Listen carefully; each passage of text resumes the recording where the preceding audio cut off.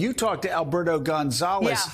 Bill Barr doesn't think Trump will go to jail, but Alberto Gonzalez does, right? That's right. This is kind of this interesting discussion and debate right now, right? Because there have been a number of Republicans who may disagree with Joe Biden and Democrats on virtually every policy issue, but they've started to be a little bit more outspoken about Donald Trump's kind of violation of norms and all of his legal woes and all the things he's done that he shouldn't have done. And Alberto Gonzalez, I did an interview with him I taped yesterday that will air on Sunday. I did ask him, because he's been a defendant of equal justice under law, whether he thought Donald Trump should serve jail time. And he ultimately said yes. And that is one of the questions that a lot of people are talking about. If Donald Trump is convicted and sentenced to serve time, should he go to prison despite being a former president? I know we're getting ahead of where we are at this moment, but what is your view on that in general? You're right. We're getting way ahead of ourselves. I haven't really thought about it. I think he should, if in fact he's convicted of the crimes charged by Jack Smith and the Department of Justice, yeah, I think he should serve time, quite frankly. Look, there are people that on January 6th went to the Capitol, maybe not at the clear direction of President Trump, but certainly he did nothing to stop what happened that day. They're serving time.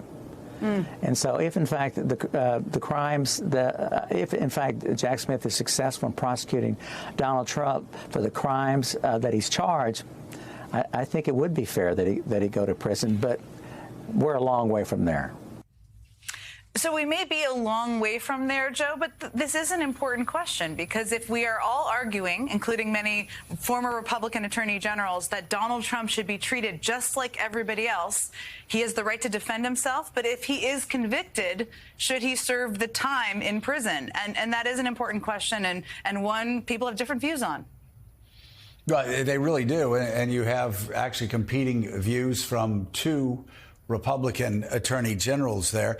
I would say, John Heilemann, it'd be one thing if it were a standalone crime, or if it were like a Nixonian crime where it was just people inside the White House that might go to jail time.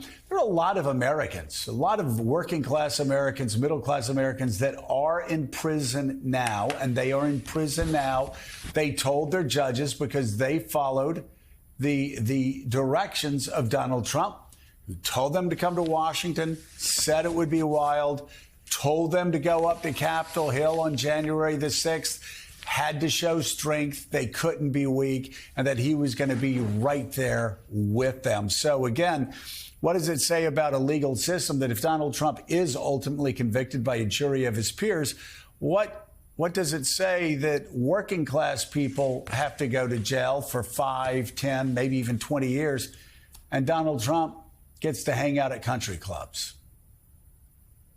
I don't want to be too snide or snarky about it, Joe, but I think it says this is the American justice system.